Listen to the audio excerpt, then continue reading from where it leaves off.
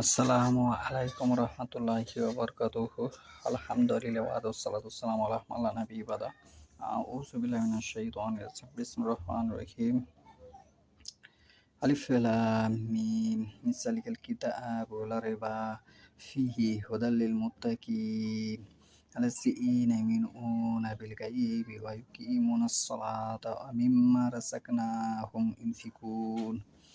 والذين يؤمنون بما أنزل إليك وما أنزل من قبلك وبالآخرة هم يوقنون أولئك على هدى من ربهم وأولئك هم المفلحون إن الذين كفروا سواء عليهم أأنذرتهم أم لم تنذرهم لا يؤمنون ختم الله على قلوبهم وعلى سمعهم وعلى أبصارهم غشاوة لهم عذاب عظيم। আজকের বক্তব্যের বিষয় হলো গায়বের প্রতি ঈমান। গায়বের প্রতি ঈমান বলতে আমরা কি বুঝি সে সম্পর্কে।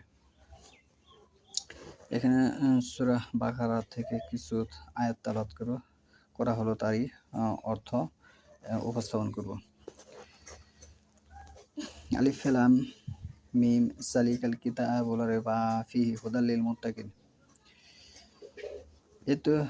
এই তো কিতাব যাতে কোনো সন্দেহ নাই আছে মুত্তাকিদের জন্য, অন্যায় পরিহারকারী, আল্লাহ ভীরু, সৎকর্মশীল, ধর্মপরায়ণ ব্যক্তিদের জন্য পথ নির্দেশ। যারা ধর্মপরায়ণ ব্যক্তি তাদের জন্য পথের নির্দেশ। এই কিতাবে কোনো সন্দেহ নাই, এটা সেই কিতাব। এবং ৩ নম্বরে আল্লাহ বলতেছে আল্লাযীনা যারা ইউমিনুনা বিল গায়বি, যারা গায়বের প্রতি বিশ্বাস রাখে, ইয়াকিমুনাস সালাতা, সালাত প্রতিষ্ঠা করে, ৫ ওয়াক্ত সালাত নামাজ পড়ে, মিম্মা রাযাকনাহুম ইউনফিকুন, আর আমি তাকে যে রিজিক দিয়েছি তা থেকে সে ব্যয় করে, সৎ কাজে সে ব্যয় করে। এখানে কয়েকটি কথা বলা হয়েছে, যারা অদৃশ্য সত্যকে বিশ্বাস করে।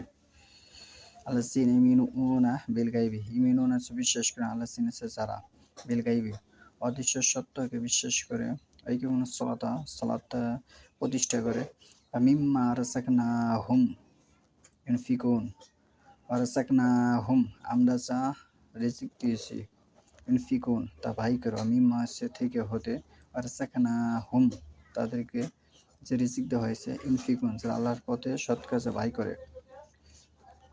আল্লাযীনা আর যারা ইউমিনুনা বিশ্বাস করে, বিমা উনজিলা ইলাইকা যা তোমার প্রতি নাজিল করা হয়েছে, ওমা উনজিলা মিন কাবলিকা যা তোমার পূর্বে নাজিল করেছে, ওয়াবিল আখিরাতি হুম ইউকিনুন তারা পরকালের প্রতি দৃঢ় বিশ্বাস রাখে। ৪ নম্বর। ৫ নম্বর হচ্ছে উলাইকা এরা আলা হুদাম মির রাব্বিহিম এরা তার প্রভু, এই ধরনের লোকেরাই তাদের প্রভুর সঠিক পথে আছে। উলাইকা হুমুল মুফলিহুন এবং এরাই সফলকাম। উপরের কাজটি করলে ৫ নম্বর আয়াতে আল্লাহ বলছে এরাই এ ধরনের লোকেরাই প্রভুর সঠিক পথের উপর আছে এবং এরাই সফলকাম হবে। ৬ নম্বর হচ্ছে ইন্নাল্লাযীনা নিশ্চয়ই যারা কাফারু অবিশ্বাস করে, সাওয়াউন আলাইহিম আনযারতাহুম আম লাম তুনজিরহুম লা ইউমিনুন বস্তুত যারা সত্যকে অবিশ্বাস করে তাদেরকে তুমি সতর্ক করো কিংবা না করো, তাদের জন্য একই কথা, তারা বিশ্বাস করবে না। ৭ নম্বরে আল্লাহ বলতেছে খাতামাল্লাহু আলা কুলুবিহিম ওয়া আলা সামিহিম আল্লাহ তাদের অন্তরে ও কান শিল করে দিয়েছেন, শিলমোহর করে দিয়েছেন, ওয়া আলা আবসারিহিম এবং তাদের চোখের উপর এক প্রকার আবরণ দিয়েছেন, গিশাওয়াতুন লাহুম আযাবুন আযীম এদের জন্য শাস্তি নির্ধারিত আছে, এদের জন্য কি শাস্তি নির্ধারিত আছে।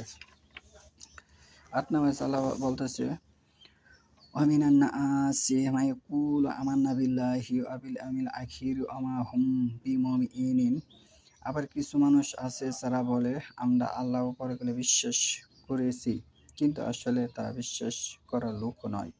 ৮ নম্বরে। ৯ নম্বরে আল্লাহ বলতেছে ইউখাদিউনা আল্লাহা ওয়াল্লাযীনা আমানু তারা আল্লাহ ও বিশ্বাসীদের ধোঁকা দিতে চায়। ইউখাদিউনা আল্লাহা, ইউখাদিউনা হচ্ছে ধোঁকা দেওয়া, আল্লাহকে ধোঁকা দেওয়া, ওয়াল্লাযীনা আর আমানু যারা বিশ্বাসী তাদেরকে ধোঁকা দিতে চায়।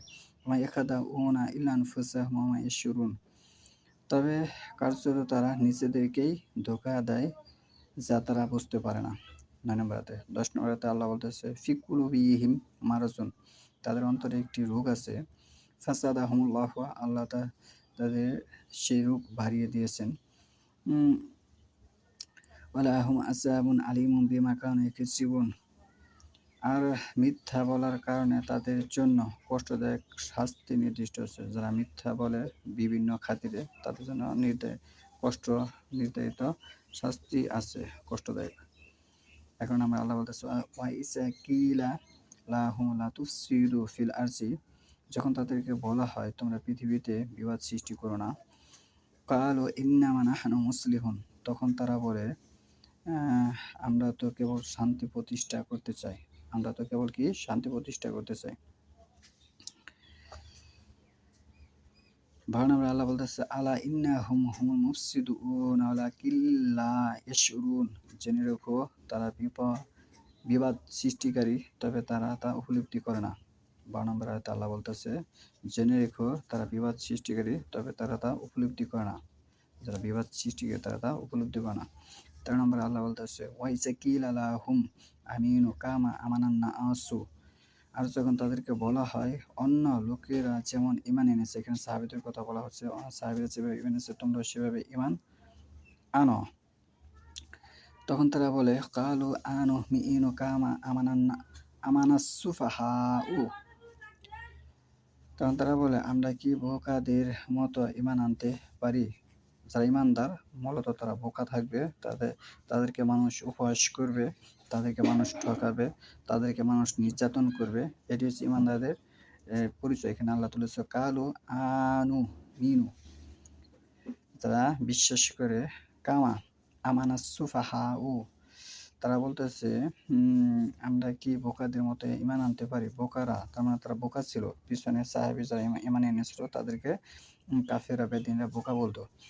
আলা ইন্নাহুম হুমুস সুফাহাউ ওয়ালাকিন লা ইয়ালামুন,